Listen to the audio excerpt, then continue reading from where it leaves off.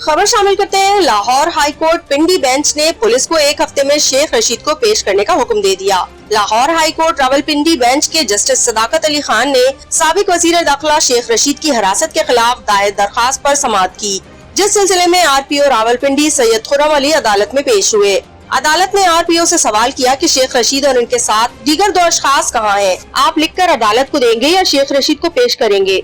अदालत के पूछने पर RPO ने अदालत से मजीद 15 दिन का वक्त मांग लिया, जिस पर अदालत ने कहा कि 15 दिन बहुत ज्यादा है, ये आम मामला नहीं, 2 दिन की भी मोहलत बहुत ज्यादा होगी। जस्टिस सदाकत अली ने कहा कि वकील दरखास्त सरदार अब्दुल रज़ाक के कहने पर मजीद 7 दिन की मोहलत देता हूँ। शेख रशीद 1 हफ्ते के अंदर पेश ना हुए तो अदालत FIR का हुक्म देगी। शेख रशीद के साथ गिरफ्तार 2 अफराद रिहाई के बाद क्या कह रहे हैं? बाद-ए-अज़ा अदालत ने केस की समाअत 1 हफ्ते तक मुलतवी कर दी।